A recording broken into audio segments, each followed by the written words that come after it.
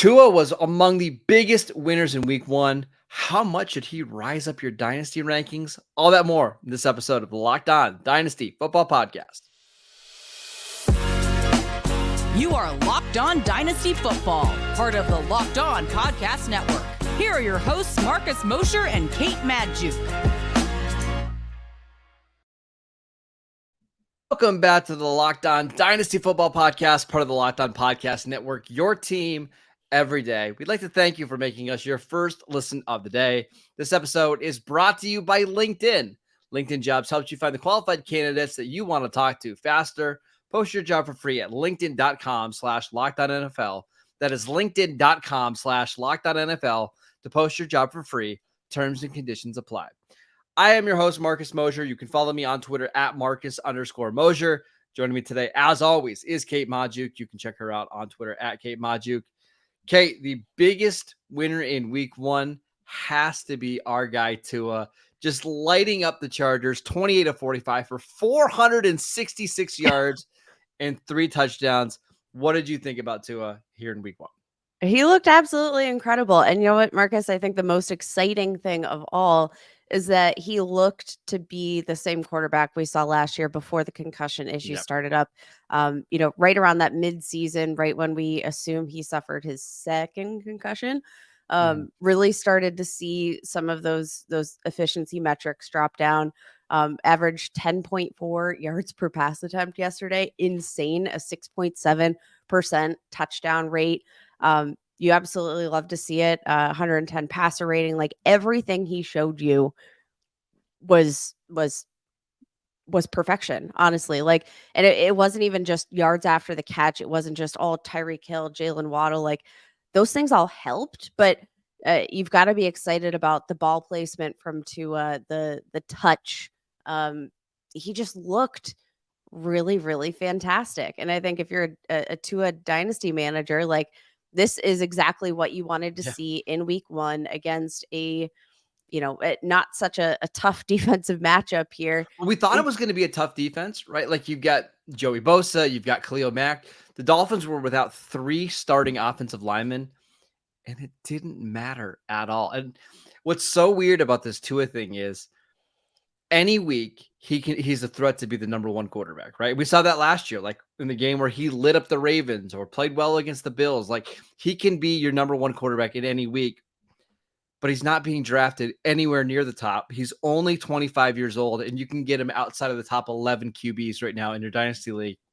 It's just one of these things because of the injury history, you can get him so cheap. But like every game that Tua is healthy, Kate, like how many quarterbacks are you really going to rank over him on a week-by-week basis? The answer's got to be pretty small. Yeah, what's even crazier, Marcus, this isn't even like a career high in terms of fantasy point production. No.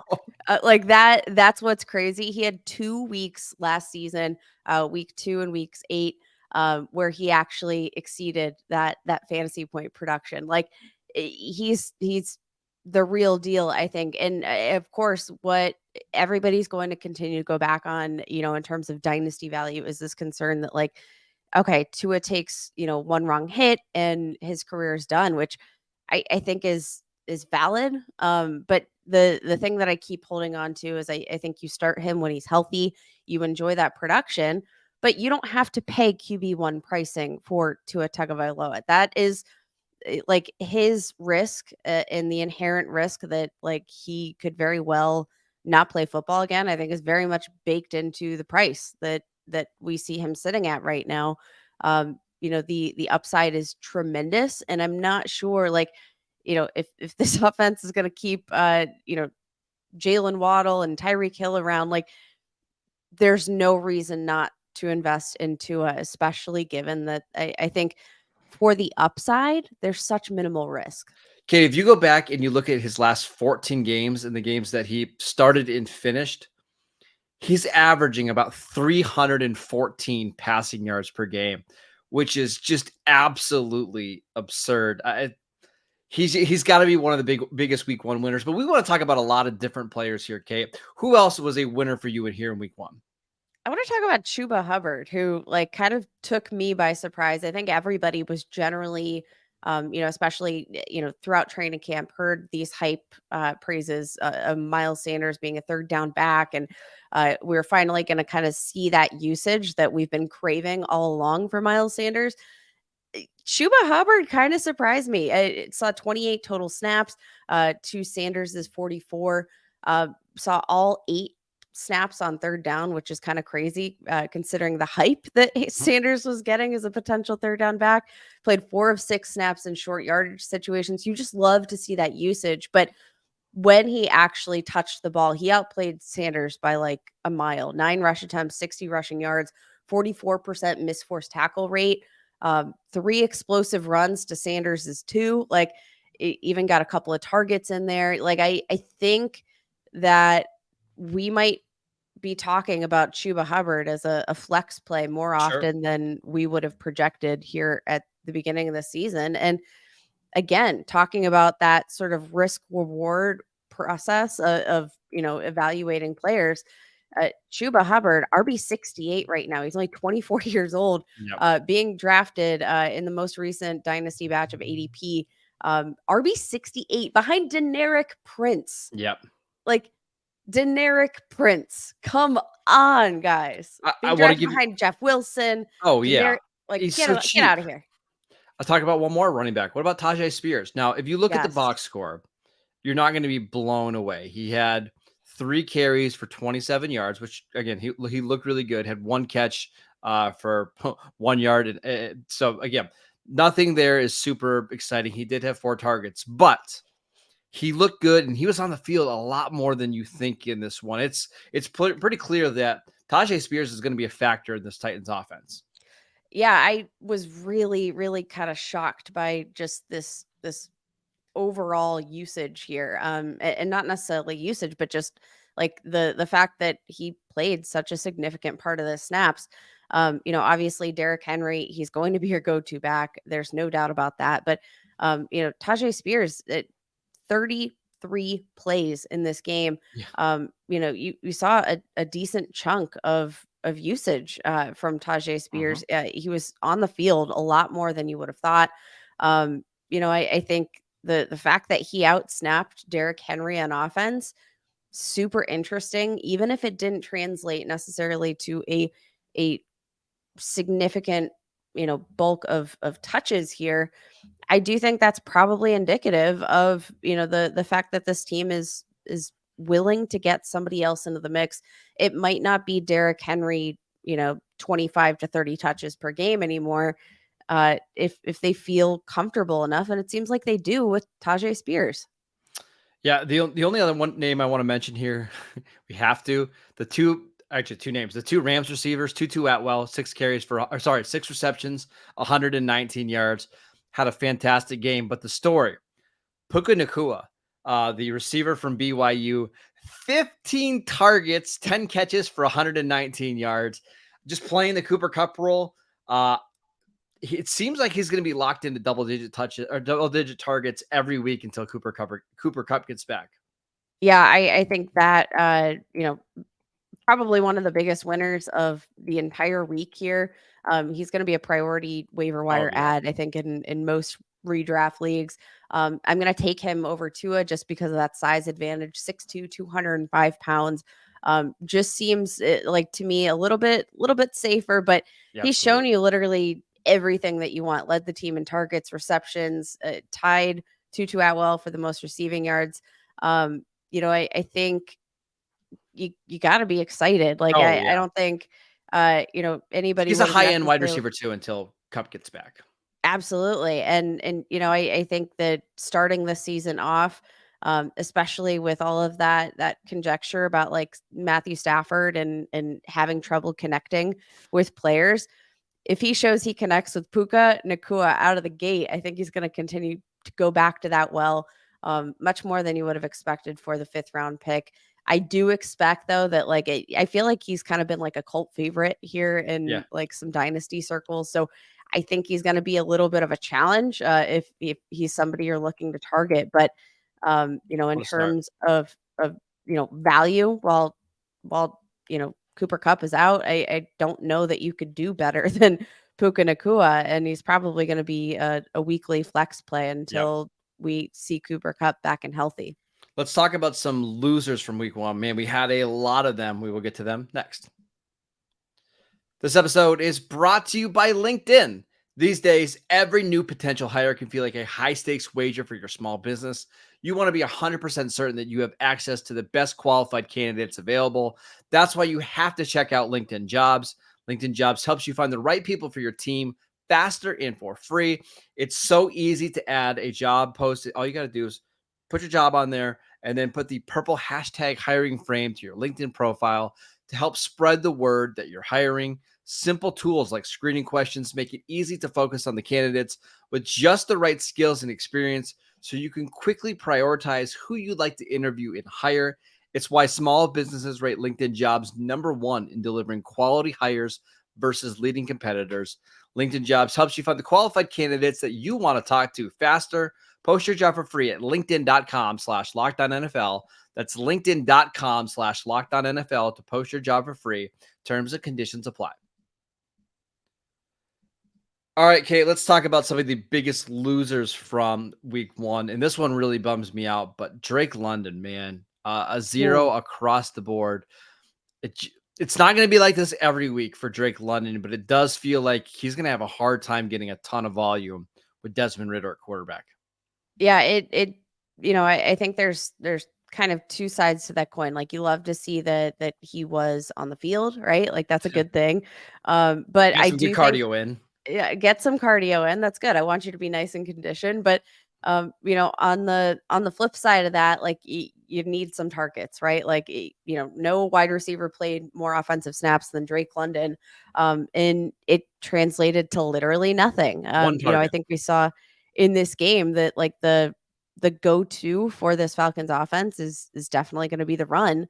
And outside of that, this is going to be a crapshoot. So that kind of, extends to me, also for Kyle Pitts, even, like, there's going to be, I think, a lot of concern just in general when it comes to this pass attack for the Falcons. And if you're going to rely on these guys, in any sort of like critical situation, I'm going to say don't, because this is going to be a bumpy ride, folks. So bumpy ride. I'm not moving him down my dynasty rankings or anything yet. However, in short term, I don't think you can start him. Like, how can you start Drake London right now with Desmond Ridder at quarterback unless Ridder gets a whole lot better or the Falcons go make a trade? There's just no way that you can trust him. And it's frustrating because, that's somebody who we were ranking and drafting as a top 20 receiver. And after week 1, it's already abundantly clear, like, you can't trust him in your lineup until further notice, until something else changes, either with Arthur Smith or with Desmond Ridder. That's how bad the situation is right now. It's not because of a lack of talent on Drake London's side. No, not at all. And this was like a dominant win. It was just so it was so bizarre. And, even when Arthur Smith is asked after the game, like, about this lack of involvement for Drake London in the offense, like, remember, you took him 8th overall, one target, and his only response there is that, like, go cry, fantasy football managers. It's, I don't know. I wonder to myself, like, is this formula going to be sustainable on a week-to-week basis? Like, probably not. Right? Like, it can't be. No, because there's going to be teams that put more offensive pressure on you than what the Panthers did, right? Like, there's just going to be teams that score 27 points and you've got to keep up. And yes, I know they can really run the crap out of the ball, right? And Tyler Algier, who we should have mentioned as a winner, 15 carries for 75 yards and 2 touchdowns. But at some point, you're going to have to show that you can effectively throw the ball down the field. And Ridder just didn't have to do that in this game. He was 15 of 18, but he only averaged 6.4 yards an attempt. Like, you've got to be more dynamic than that. Got to be more dynamic. And I do think, like, this play calling is probably going to catch up to them at some point. Like you said, maybe a team that forces them, offensively to make some gutsier calls, maybe a defense that forces them to make some gutsier calls and forces them outside of this comfort zone between the run and the short passing game. But I think, if you are a Kyle Pitts manager or you are a Drake London manager, this is a time that you're probably a little panicky. You're fidgeting. It's not feeling good right now because it was rough. Like this is my fear, right? Like I think Drake London is among the top 15 most talented receivers in the league, agree. but he's just not going to get the volume. And if you're going to be a consistent fantasy asset, you've got to get 7 or 8 targets at minimum a game. That's just not going to happen with Desmond Ridder at quarterback. Let's talk about some other running backs that had some really poor outings. Do you want to start with Khalil Herbert, or do you want to go with somebody else? Let's rip off the Band-Aid here with Khalil Herbert, I suppose. I've been very bullish on Khalil Herbert. I've been a huge believer in the talent, like from an analytics standpoint. There was nothing that Khalil Sherbert. I would totally buy Khalil Sherbert. NIL deal or what's the that should be a good a promotion for Khalil Herbert. Khalil Sherbert. right? Like what's the NFL I think that's just like a deal, whatever. Yeah, just yeah, that's just not an NIL deal, but like the NFL, whatever. You get the picture. But led the team with 9 carries. That's fine. But like looking at the snap percentage, you basically saw kind of like an even split between Khalil Herbert, Roschon Johnson, Deontay Foreman. Like it was just a hodgepodge. I don't think any of them looked fantastic. Roschon Johnson probably looked the best, but like none of them stood out. And it stands to reason that this is kind of going to be a committee. One thing that kind of was a plus for Khalil Herbert, we saw some nice involvement in the receiving game. 5 targets, 3 receptions, 37 yards. I had a nice little screen pass, went for 19 yards, and you love to see it, but you just didn't keep going back to the well there. And I think Khalil Herbert, definitely out of my starting lineup for the time being, but like this is going to be, I think, a very volatile rushing attack for anybody involved. And this is probably going to be my moment where, I'm going to go and buy Roschon Johnson, backing off my Khalil Herbert hype train here. This sounds really bad, but we're probably going to need an injury before things get settled out in this backfield. Like the way that it's going right now with Khalil Herbert and Roschon Johnson and Justin Fields running so much, like you're probably going to need to have something happen for even one Cole guy. Kmet got a carry in this game. I mean, well, jeez, you're gonna need something to happen here before you feel comfortable starting any of these guys in your fantasy lineups. I want to get to one more running back. Kyren Williams looked really good and got a lot of work for the Rams, which is not great news if you're Cam Akers dynasty owner. No, huge, I think surprise. So like you looked at the final stat sheet for Cam Akers, 29 rushing yards, and you're like, oh my God, like did he not play? Like what happened? Again, they dominated.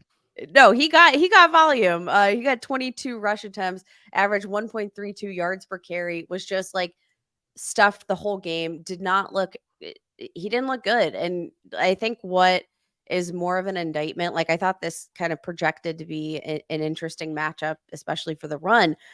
But I think the most damning thing is that like they were willing to go to Kyren Williams when Cam Akers wasn't working out, and he looked a lot better. Like he didn't blow the top off anything, but he still looked better than Cam Akers. Like the fresher, more athletic player, which that wasn't Kyren Williams' calling card coming out of school. So it feels like this is going to be another one where it's a little bit of a committee. Obviously, Akers is going to get the most work here, but he's really a volume play at this point, and that's just about it. That's a scary place to be in if you're a running back. It's a very scary place to be. And I mean, Marcus, looking at his value right now in Dynasty League football, Cam Akers drafted on average as the RB 23. Some players drafted behind him, Zach Charbonnet, Devin Achane. Like if that's the kind of price point we're talking here, I'm probably going to look to move on from Cam Akers as soon as there's some sort of window. I don't think it's after this week, but although Devin Achane, healthy scratch for Miami in week 1. Healthy scratch, but even me, I'm not a huge Devin Achane believer, but I do wonder how much of that factors into the fact that he's been managing an injury, was taken off the injury report finally, but did miss a bit of time, probably just a little bit too much for a 21-year-old rookie to overcome. It's very interesting, and I don't want Cam Akers, he's only 24 years I old, know. but it feels like every single year it's something with Cam Akers, and he's going to be a tough one to trust. And this offense might be more volatile than we think coming out of the gate. They had a good game, but is it sustainable? I don't know. Yeah. We'll see how this entire week shakes out. What a weird week, What a Marcus. weird week. Let's talk about some of the injuries that happened, because unfortunately we had some big injuries in week 1 of the season. We will get to that next. This episode is brought to you by FanDuel. Get ready for the NFL season with incredible offers from FanDuel, America's #1 sportsbook. Right now, new customers can bet $5 and get $200 in bonus bets guaranteed. Plus, all customers who bet $5 will get $100 off NFL Sunday Ticket from YouTube and YouTube TV. Now is the best time to join FanDuel. The app is so easy to use, and you can bet on everything from spreads to player props and more. So visit FanDuel.com/lockedon and kick off the NFL season with an offer that you won't want to miss. FanDuel, the official partner of the NFL.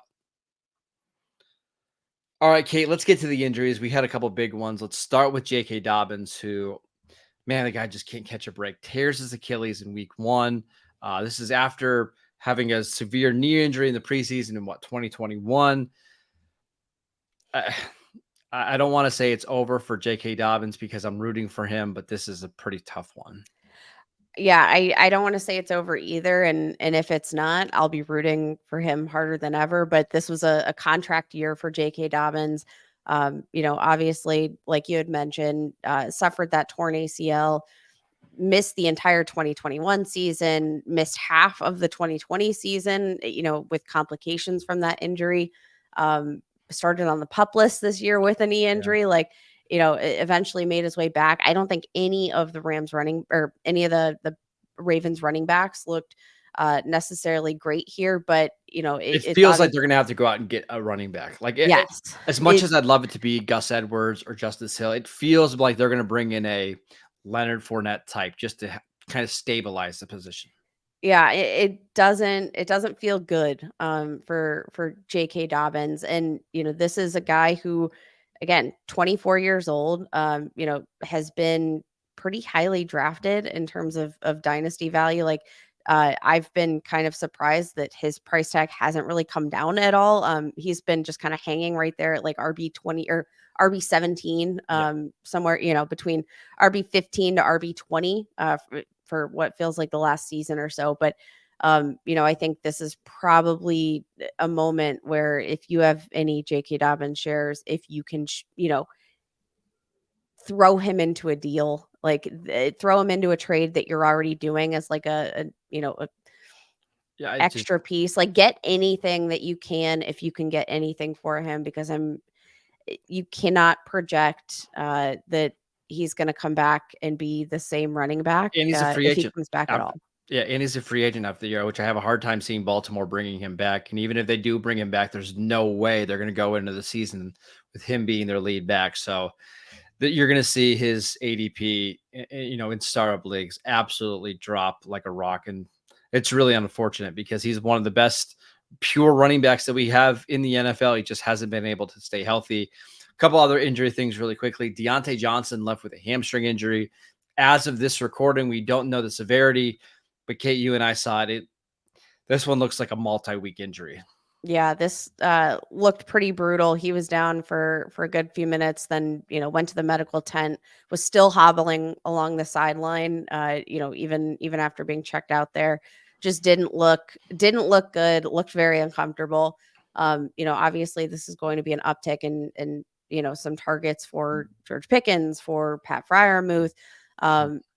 But I don't know, after what we've seen from the Pittsburgh Steelers so far here, not quite sure that even a increase in target volume is going to be something that's necessarily sustainable, even for a weekly flex play, until this offense figures something out. Because Marcus, this offense was stagnant. It was stale. It looked very much like the offensive struggles that we saw in years past. Kenny Pickett didn't look comfortable. He just looked stressed. to be Look quite flustered. honest, like Yeah.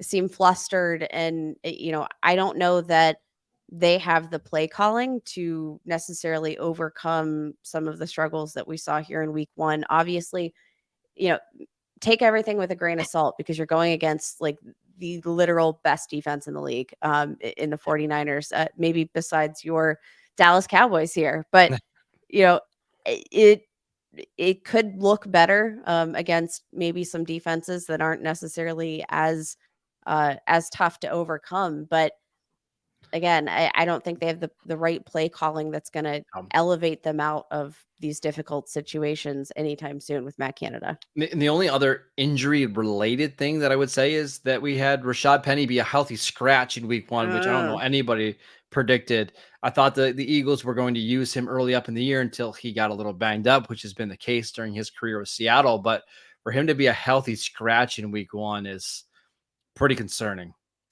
Yeah, he was one of those players that we mentioned ahead of week one, saying that like, yes, you need to show me something, show me literally anything, and that didn't work out whatsoever. No.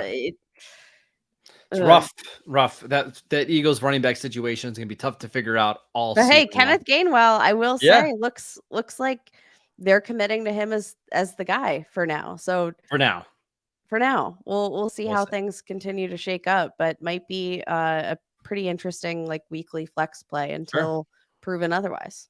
All right, that is it for today's show. We want to thank you for making Locked On Dynasty your first listen every day. Again, everydayers Matt and Ryan will be back on Tuesday and Wednesday. We'll be back on Thursday to Friday to get you ready for a fun weekend of football. We've got a doubleheader next Monday night. We've got a fun Thursday game between the Eagles and the Vikings. Should be a lot of fun. So make sure you are downloading the podcast wherever you get your podcasts. We are free and available on all platforms. Check out the show on YouTube. Go follow Kate on Twitter at Kate Majuk. I'm at Marcus _Mosher. And we'll see you right back here tomorrow.